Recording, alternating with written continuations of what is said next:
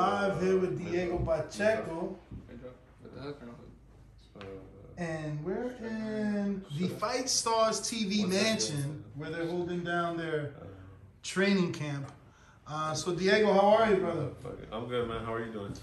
I'm good, man. This is my first time, obviously, getting to meet you on a personal level and, you know, get to see you work. I hate that I missed your sparring because I was interviewing David. I got to see Rayo and David, so, you know, we had a lot to talk about because I got to see them work. Obviously, I got to see you yesterday working with your new trainers, man. How's that been going for you?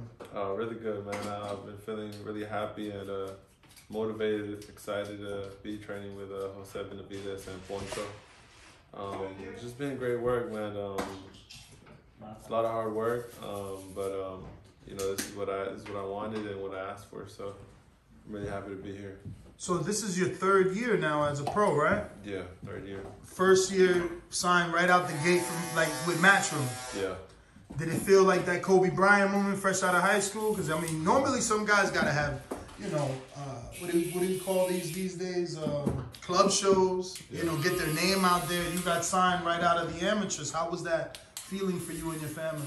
It was a great feeling, man. It was, you know, it just felt like all the hard work paid off because, you know, since I was a little kid, I've been sacrificing a lot of things. Going to tournaments, sacrificing school to go to. For those who don't know, I was on the Mexico national team, so I spent a lot of time in Mexico, and yeah, you know, everything felt like it just paid off, and it was a great accomplishment, and it felt really good that I didn't have to, you know, go through that situation where people are trying to look for where they can find fights or where promoters give them an opportunity and stuff, you know. So really grateful and happy, you know, that I got that opportunity, and you know, it's been going really good. That's what's up, man. I'm happy for you. I know that it's every fighter's dream to get signed to a major promoter, and obviously Eddie Hearn is one of the best promoters. I feel like, you know, he really uses his social media, his personal social media for his fighters. So I like that about him. You know, he's always talking about one or all of his fighters. Right. How's your experiences been with Eddie, and was he the one to physically sign you? Was it Frank or someone else in the company? It was Eddie. It was Eddie who signed me, and it's been cool. I mean, I don't really like talk to him like on a daily or anything, but every time I have dates, he'll, you know, make sure check in with how's camp going and things like that. And but yeah, you know, he's a really cool guy. I think he's real fair, and yeah, I'm happy to be with him. So now, was the decision to change trainers a decision between you and your manager? Did you bring Eddie Hearn? Did you speak to him that you wanted to change trainer, or was that internal, just you and I guess your father? Yeah, it was me and my family. It's something that that's been in talks, was in talks for quite a long time now. But you know, it finally happened. I feel like it happened at the perfect time, and yeah, we're all really happy with the decision we made. So far, everything's been going really good, and I think everyone will see the difference in my fight March 5th. Now, do you feel that you changed because you needed a change, or do you feel like when you went to training camp as a sparring partner for David, you just clicked and you liked that feeling? It's kind of a little bit of both, bro. Honestly, it's more of me. I needed a change. I wanted a change. It was time for me to, you know, take it to that next level. And it was a really hard decision, you know, to leave my coach who I was with for a long time. But, you know, it comes to a time where, you know, you have to do what you have to do to get to where you want to get. And yeah, also, like, honestly, when I left, me and my coach split about 3 months ago. And I had no idea what I was going to do or who I was going to go with at all until, like, you know, I started talking with Jose and Rayo and David, and ever since I met them, you know, when I went to Seattle with them, I was with them for 6 weeks, and they just received me with open arms. You know, they're since day one, they all just wanted to help me and support me, and, you know, things like that. So yeah, there's a click there, and yeah, it's been going really good so far. So for the outside looking in, we would just assume you're a 168 pounder, David's a 168 pounder. They brought you in for sparring. You had to have done super well to end up in this camp. Yeah. Is it that simple? or was there more to it? I mean, I feel like it's a little bit of just everything, you know. Of course, they saw my potential, and then they, you know, they think highly of me, so that has something to do with it. But I don't know, man. It's just a little bit of everything. We all clicked, and we all support each other in every aspect, and yeah, that's we've just been working really good together. Yeah, I interviewed them both, and by both I mean obviously Rayo and David, and they both brought you up. They both said how they made phone calls to Senior on behalf of, for you, to get, you know, in the training camp and to be part of the team. How was that for you, knowing that you had, you know, two guys obviously shooting you bail, trying to get you in here? Was it a good feeling? Yeah, of course, man. It's a great feeling. You know, those guys are you know, big names in the sport, great fighters, great friends of mine. So it felt really good to have their support, and you know, them wanting me to come and join their camp. Because I know Senior, he doesn't want to train anyone else. You know, he's just his fighters, and that's it. He doesn't have time for anyone else. So you know, I'm really grateful that he took in consideration bringing me in, and is now my head coach. That's what's up. What are some of the differences you're noticing in the training? Has there been any differences other than obviously it's different people?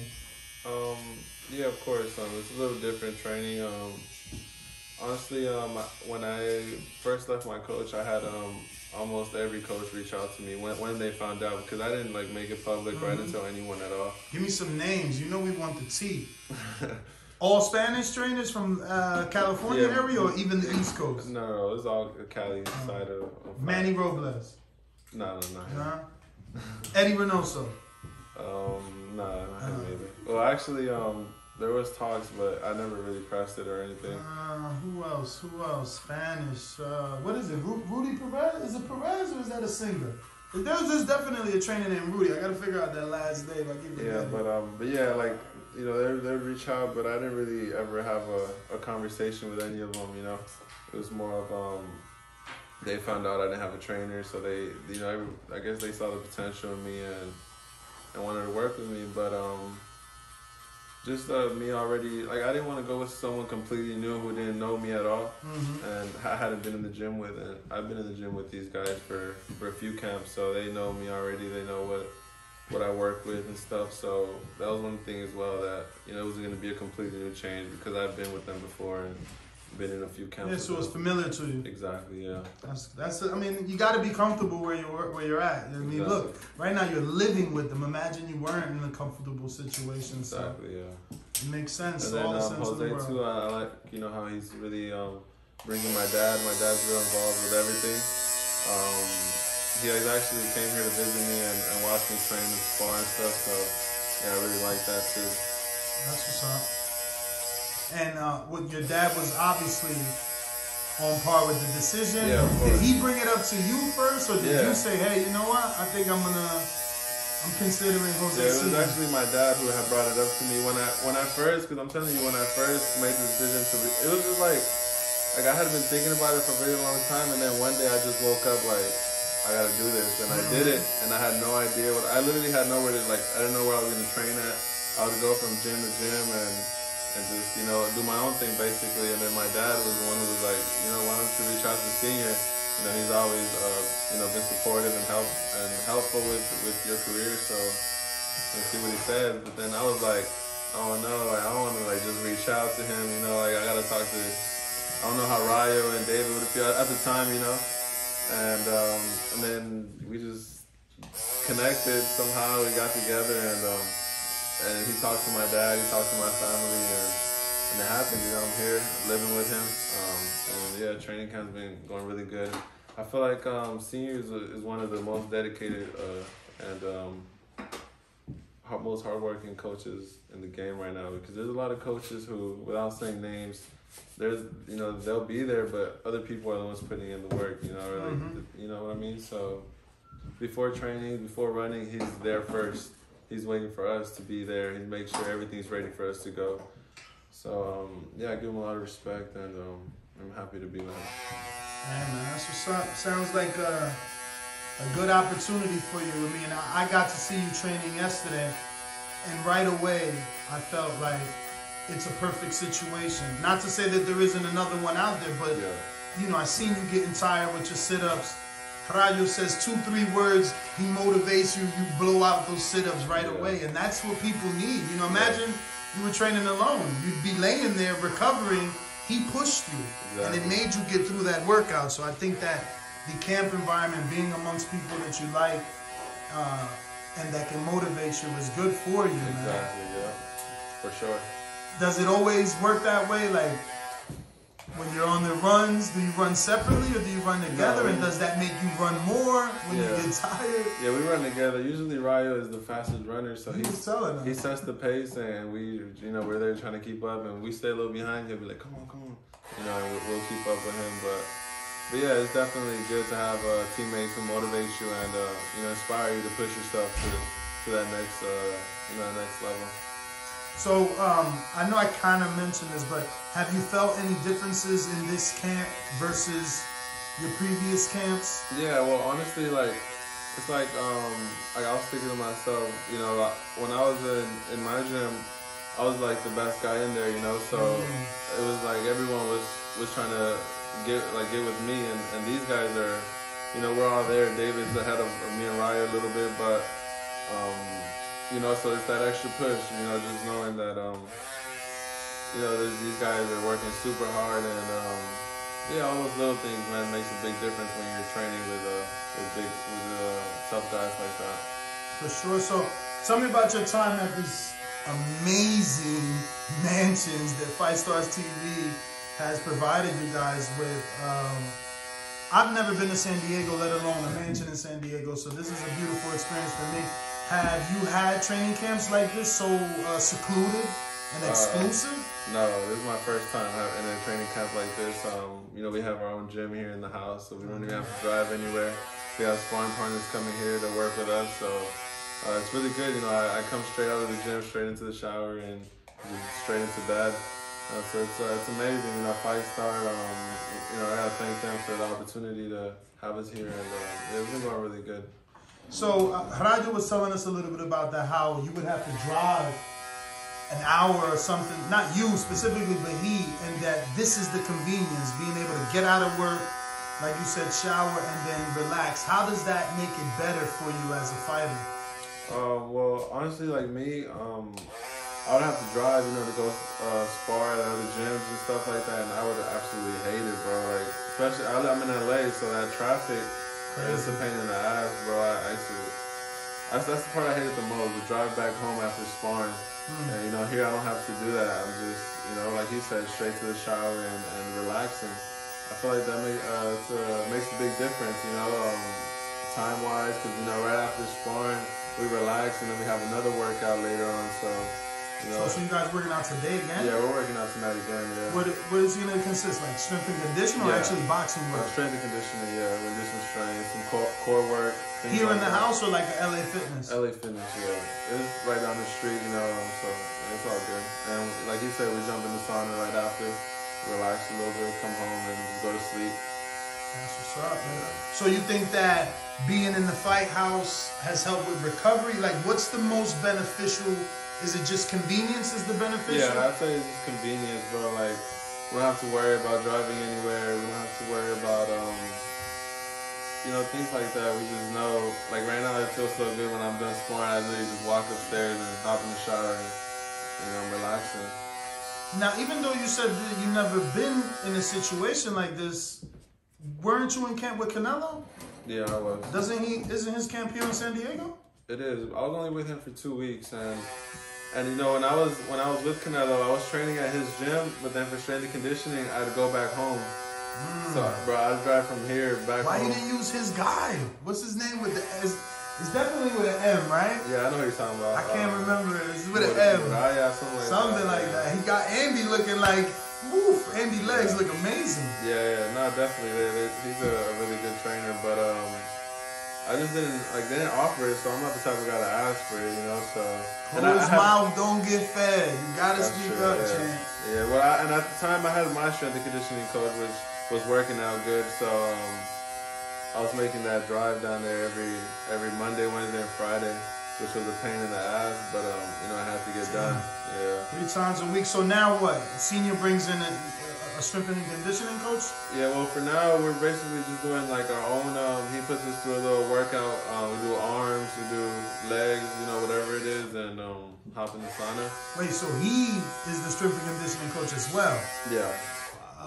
Yeah, so, but we have our strength and conditioning coach. He's getting here, I don't know when he's getting here, I think next week or the week after that.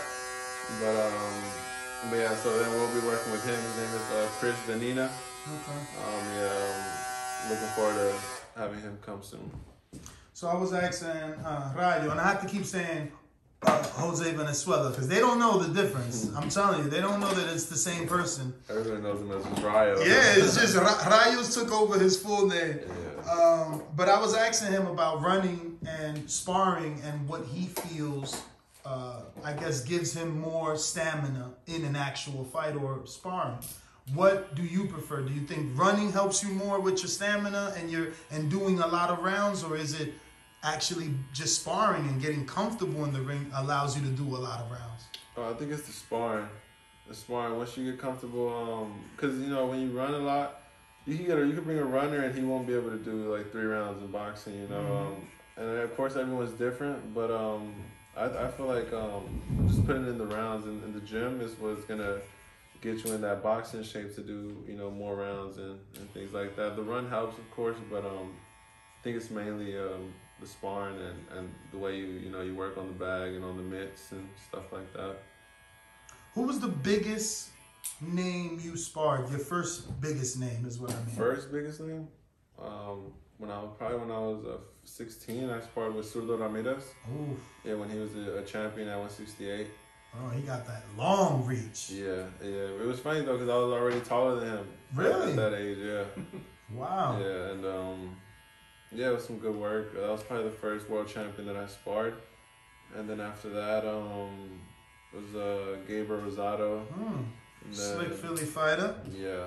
Different look, right? That was a different look from Zurdo. Totally different look from Zurdo. And then after that, it was. How'd you do with Gabe? I know he's had a lot of fights, but I would say last year was his best year, right? You know, he got the upset win. You know, a lot of people thought he beat Jacobs. Yeah, I thought he beat him. It was a really good fight. I did pretty good. It was a really good sparring session. You know, I feel like my height played a big role, my distance, but it's definitely good work. He taught me a lot, you know, because he's real crafty, has a lot of experience. So yeah, I was thankful. I actually sparred with him a lot of times. I was in camp with him for this last fight with Munguia.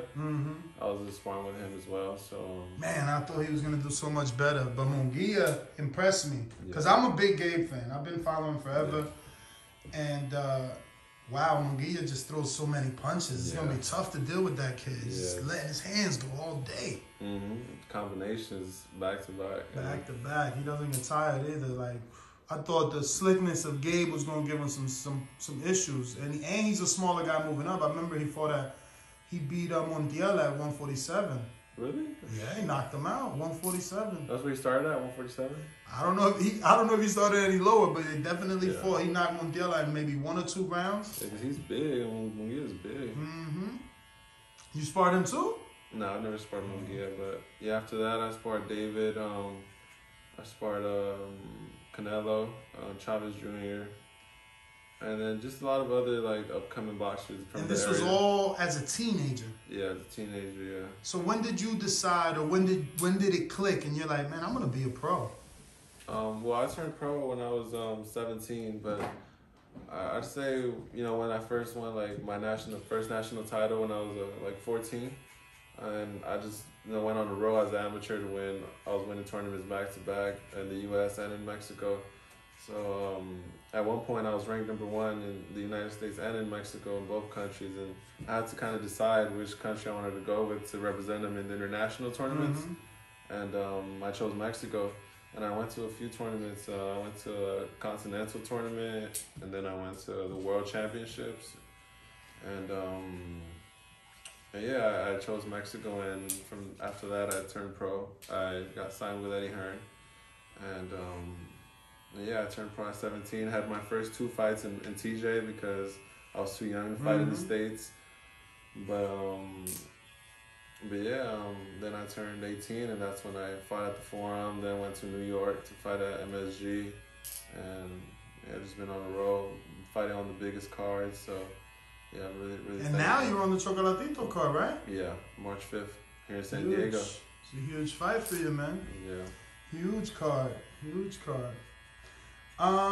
So 17 years old, bro. That had to change your life, because I got a 21-year-old son, and I feel like, fuck, the other day I asked him, like, bro, do you know how to change a tire? Because, you know, I know my wife doesn't, you know, and I feel like this generation, I'm older than you guys by a lot, so I feel like this generation is always on their phone. They haven't really done the things they need to do.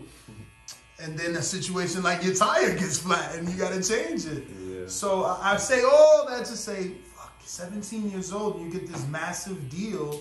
How did it change you? Man, it changed everything. You know, when I got signed, I went from, you know, being a kid to like being an adult. Yeah, just responsibilities and you know, just a lot of things that came with it. But I can say I handled it good. You know, my parents guided me, of course, helped me a lot. Did they hold you back from any major purchases you wanted to make? For sure. Yeah. What's the first thing you wanted to buy that they was like, no, hijo, vamos a esperar?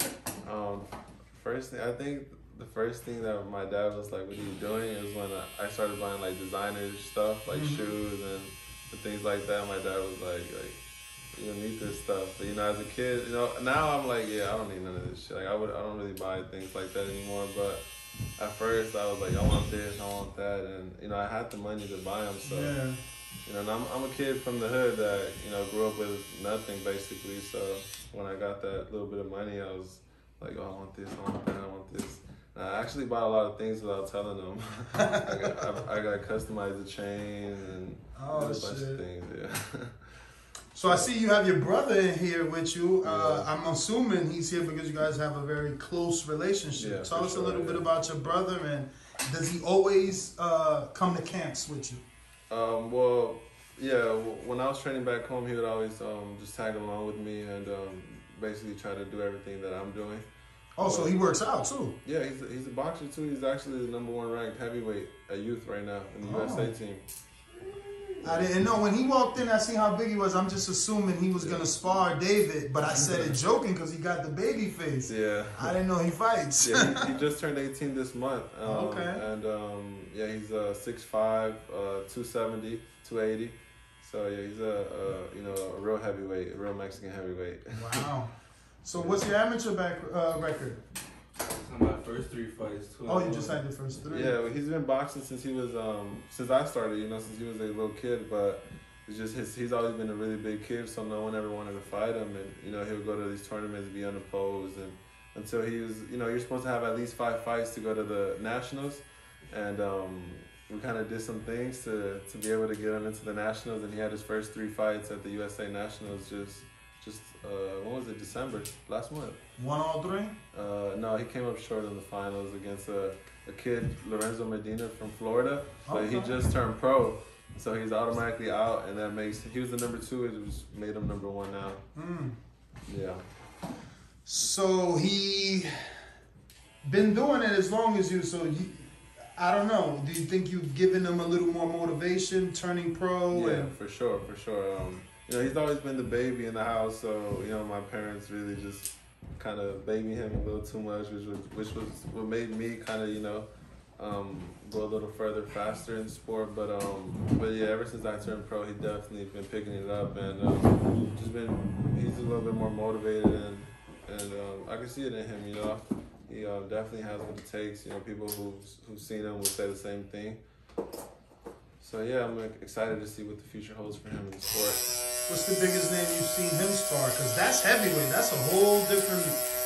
Bro, I'd be nervous to watch my brother get in there with a professional grown man heavyweight. Yeah, well, he's just on Wednesday, he sparred, I don't know, it's a kid with Robert Garcia that's like 6'8", Mexican dude. 6'8" with Robert Garcia? 6'9", yeah.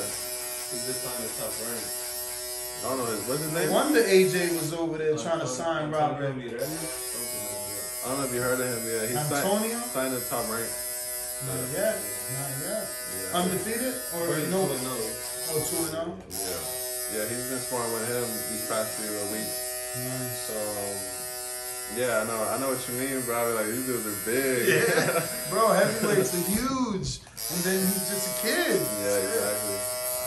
But, he does really good with them. So, he can hold himself down. And he has skills as well. He's not like he's just big. And for his size, he has some speed. He can use his legs.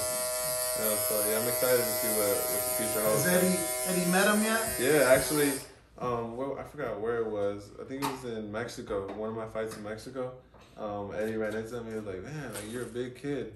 And he told him, like, "You show me something like in the app, get these amateur tournaments, these national titles, and we'll see what we can do." I'm gonna get him a deal. Yeah. Was that motivating? I know you ain't mic'd up, but I gotta ask, man. Hell yeah. That's what's up. That's what's up. Yeah, and both of us, we were like real quiet kids. We come from from the hood, from poverty. We've always just been Where real exactly quiet. are you guys from in Cali? South Central LA. Oh, isn't that where Oscar's from? No, he's from East LA. East LA. Yeah, he's down the street. Yeah, but yeah, down south is a little harder than on the east side. So Oscar had it easier, you're saying? Not easy, but maybe a little easier than most kids from down south. And honestly, bro, like me and my brother, compared to everyone else in there, like we had it good in the hood. Wow. Just because we grew up with both of our parents always being there, the right guidance, because it's real easy to fall off. That's anywhere, but just like seeing my own family members, go down the wrong route and things like that. It's kind of learning from other people's mistakes and making sure we don't fall into the same things as other people. I know I asked Radio, so I might be confusing this or not, but why boxing? Why'd you get into the sport? Honestly, bro, I was Because it's just so much work. Yeah, At that age, too, you guys are so young when you take it up and they're like, do 1,000 sit-ups and run 10,000 miles. Especially It's the like, dieting. I'm never gonna watch cartoons. Yeah, especially making weight as a kid. Exactly. Like, not having to watch what you eat and stuff like that. I feel like that's the worst part. When you're a kid growing up, like, you rather play soccer where you ain't gotta make weight or, things like that. But yeah, as a kid, I played every sport. In high school, I played basketball as well. But boxing was just, like in basketball, bro, you can put all the work in, but if your teammates don't put the work in, then I lost. Exactly, you're gonna lose. And then boxing is really all up to you, So, maybe it could be that, and then just fighting, I love fighting. It was just, since a kid. Interesting to hear you not say the money.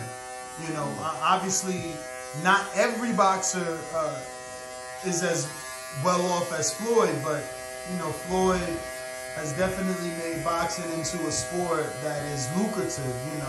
He changed the game financially for people, and now not everybody, but a good percentage can make $1 million and more per fight. So interesting to hear you not say money. That's good, man. Yeah. So who's your biggest motivation? Just my family, my parents, especially, where I come from every day, especially when I feel tired and lazy or I don't feel like doing something, I just think about them and putting them in a position where I feel they deserve to be, That's what motivates me every day, and that's what keeps me going.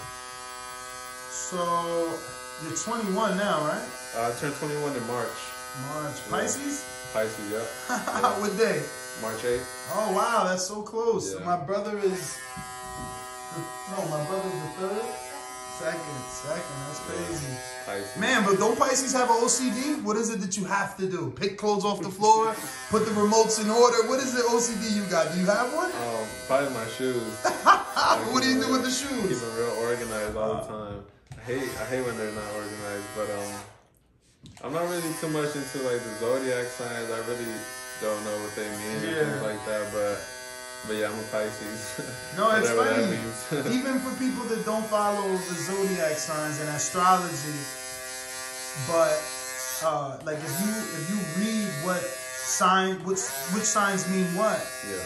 those characteristics are there. Like if you start to see more Pisces, you're like, well, damn, everything they're saying is true. It's so weird the way astrology works, crazy, man. So no girlfriend? Nah, bro, I've never had a girlfriend in my life. Like a girl who I asked to be my girlfriend. Oh, just dating. Then. Yeah, just, you know, dating, friends. But Yeah, you was about to say fucking. I see your lips. I see your lips. Shout out to you. Damn, no girl though. That's what's up though. yeah. Yeah, man, stay focused. Yeah, honestly, I feel like my dad played a big role on that. Since I was a kid, he always told me, Jump around, he said, you know, he's always told me, like, if you have a girlfriend and you go somewhere else and you see a pretty girl, you wouldn't be able to talk to her. And if you don't have a girlfriend, then anywhere you go, then you could. And then my mom would get really mad. She'd Shout be like, out to your dad. my mom would be like, you know, just if he wants to date, let him date. You know, let him learn, let him do whatever he wants. But my dad was like, no, you know, you're just gonna end up heartbroken. And you know, why have one girl when you could, you know. Jump around. I hear you. It sounds like all fathers say that. I swear, my father said the same thing, but he used the term "jump around" before you get married. And shit. So, I got Mr. Adore. He's one of our faithful listeners. He says, "Picture this: it's your first mega event. What stadium or arena are you headlining at?" And thanks for obviously doing the interview with Ness. Keep grinding. So, what arena? Your first big fight. It's a mega event. Where would you want it to take place? Staples Center. Or Crypto Arena now. Yeah, Crypto now. Yeah, it had to be the Staples Center. Now that's the outdoor one, right? Because I'm from the East Coast. No, that's where the Lakers play. Oh, so that's indoors. Indoor, yes. Which one is the outdoor one? Outdoor one would probably be the soccer one.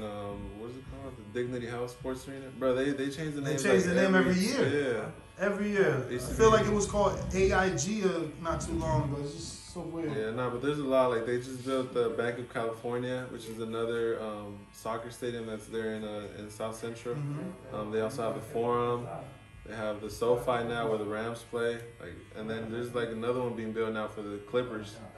Wow. So, yeah, so it's like a bunch of stadiums. So you got choices in LA once you blow up. Yeah, but I fought at the Staples Center. I fought on the KSI and Logan Paul undercard.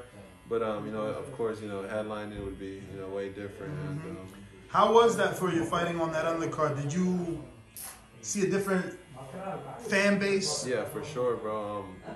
You know, before that fight, I think I had like 5,000 followers, and after that fight, it jumped to like 15,000. Wow. So, and then it was all like, you know, kids who follow KSI and Logan Paul, and yeah, just meeting a bunch of kids at the fight that day, and it was cool. It was definitely different. Yeah. I agree, man. I went to Logan and Floyd.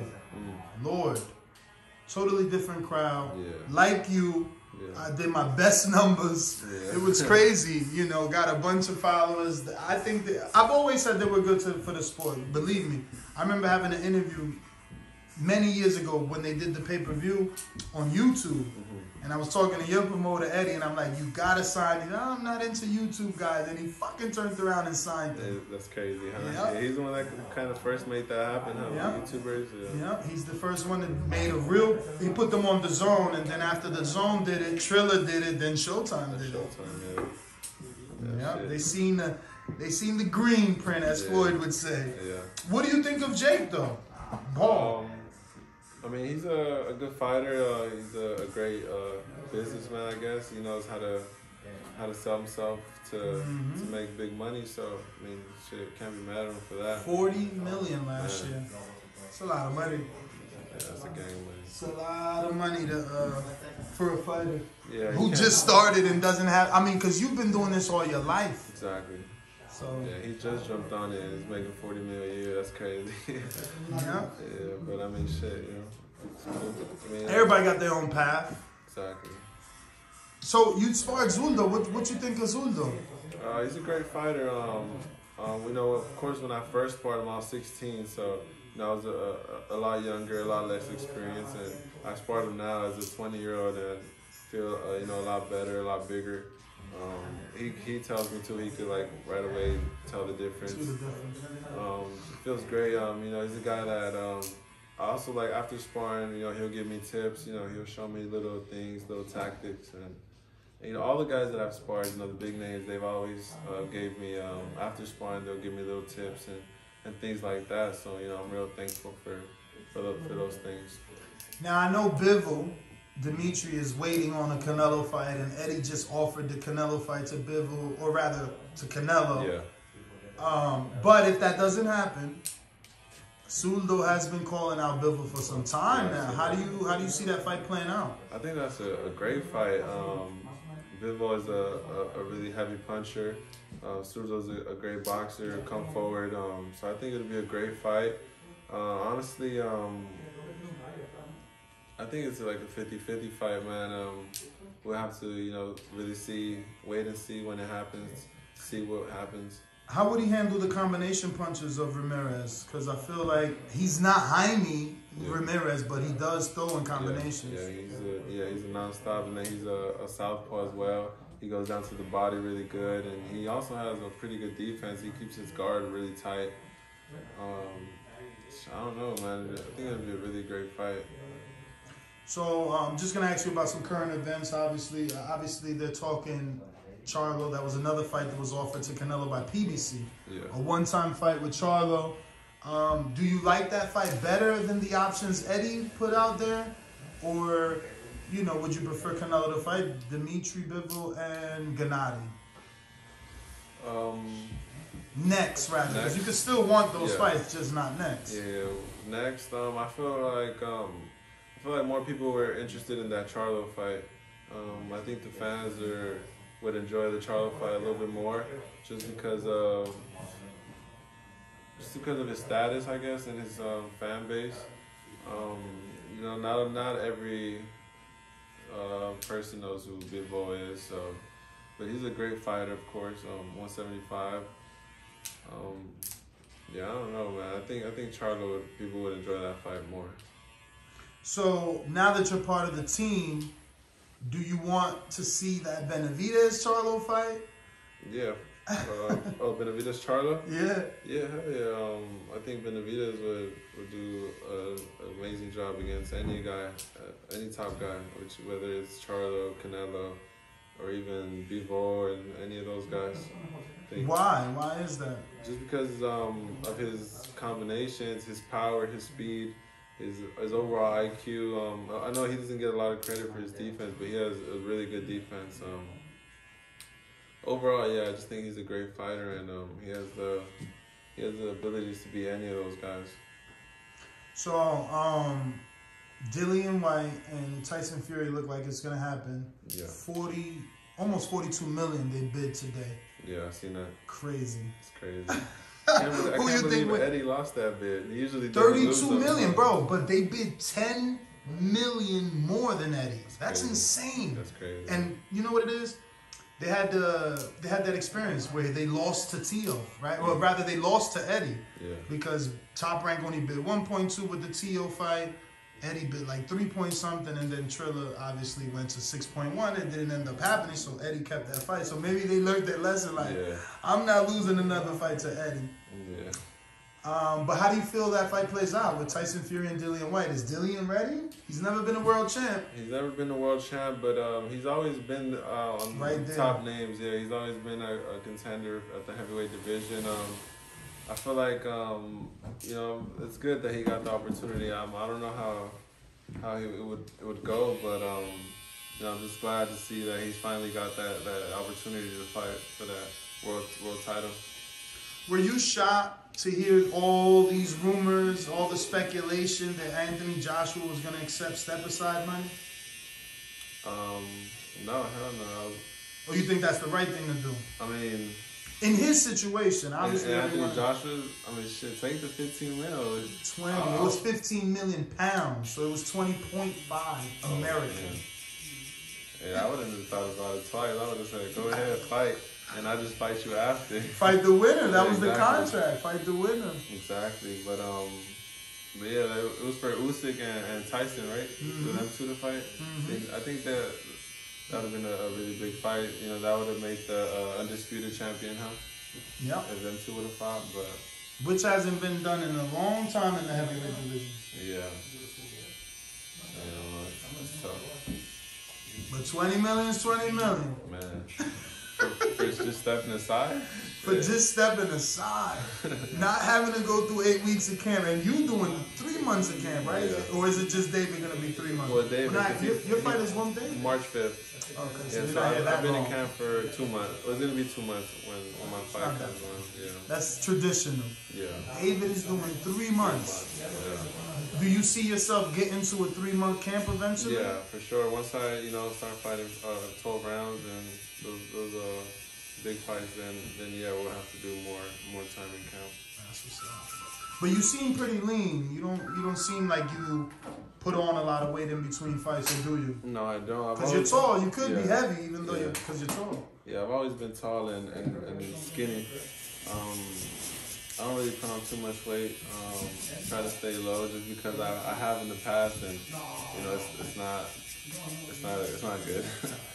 What's the I guess the food you miss the most during this time period, being in camp? It's the sweet bread. Like when I'm home. That glazed bread where it looks shiny? Yeah. Okay, pan de dulce, right? Pan de dulce, yeah, there you go. Yeah, pan de dulce. Pan de dulce with coffee, that's my shit, bro. So you drink cream with your coffee or black? Cream. Oh, okay. I just cooked the creamer, bro. That thing gets you so fat, oh my God. Yeah, I love creamer, bro. Oh, man, I love creamer too. Yeah. Dulce de pan. Oh, that's what's up. So, tell me about your time with Canelo. You told me that it wasn't San Diego, but how was that sparring? How was that experience? I mean, he's still Canelo Alvarez. Yeah, it was a great experience. Canelo's a real humble person. When I first got there, he told me that he remembered me from my fight in Saudi Arabia. Oh, wow. He was out there in Saudi Arabia, and I was a swing bout for that show, and I was lucky enough to be, they put me right before the main event. So I fought literally right before Joshua and Ruiz when the stadium was like really full. I was on TV. Canelo was there ringside, so he watched me fight. I got a first round knockout, and when I came to San Diego, he said that he remembered a really tall Mexican kid, and he was fighting Callum Smith, which is he's 6'4" and I'm 6'4", so that's the reason he called me in for sparring, and it was great work. I was giving him good rounds, but I remember I don't know if you remember what he did to Callum Smith, his arm. He was practicing that on me all camp. Punching you in the bicep. Yeah, on my bicep. It's crazy because he'll come to the barbershop after like the weekend and he'll be like, bro, my arm. Bro, that shit was, I couldn't even pick my arm up at one point, but damn, it's so crazy to think that he was like planning that. Yeah, that was his game plan the whole time, because he knew that Callum Smith had that good check hook, so he was trying to take that away from him. That's crazy. But yeah, then I also ended up getting sick while I was out there, and that's when COVID sick? No, I had a flu, but I wasn't feeling good, and because COVID was going around, they sent you home. Yeah, they sent me home and I was actually supposed to be on that undercard on Callum Smith and Canelo, but because I got sick, I had to pull out of the show. Damn, you think they ever call you back now that you with the Benavidez's? That's a good question. Is that bridge burnt now? Like, I don't know, because then you'd be like able to give Benavidez some tips. Yeah. It's crazy. Canelo doesn't throw many punches when he's sparring. So it's just like mental pressure? Yeah, exactly. And I remember he really didn't. The only thing he was really throwing was like jabs and those hooks to my arms. And of course he would throw other things too, but it was rare. Like, I don't really remember him catching me too much. Like, so it was hooks? Yeah. You're orthodox though, right? Over hooks to both sides of the arms. Yeah, but it was mainly, I remember it was mainly on the right side because it was my jab hand that he was fucking up. Yeah. So he was throwing back right hooks at you. Yeah. Okay. I'm like, wait, hook? How you doing that? Wow, that was so. Did you get to speak with anyone else in the camp? Like, was there Ryans, the Andes, or was it just isolated? No, at that time it was just Canelo in there. I didn't really see anyone else. Oh, actually, I did see Ryan one day, but that was it. Yeah. And any words with Eddie Reynoso? He just like told me that I had a really good jab. My distance was really good. My movement. He was giving me little tips, but that was it. And when you sparred Canelo, was your trainer present or your dad? Who was there? Yeah, my coach at the time was Rudy. He was with me. And your dad did it? Wait, damn, and I was just asking for Rudy. What's your trainer's last name? Garcia. Oh no. Who's the biggest name he trained other than you? Me? Pro? Yeah. Oh, okay, no, so there's another Rudy. Yeah, no, it's another. Oh, you talking about? I know what you're talking about. I think his name is Rudy Garcia too. Really? I keep thinking it's Perez. But then I feel like there's a singer named Rudy You talking about the bald dude, right? Yeah. Yeah. Trienio, right? He's like a little, maybe a yeah, little bit darker than me, maybe. I mean, I've been having a He's time. the one that trained. Damn, I just had it. It's the only world champion to come out of South Central where I'm from, but he passed away.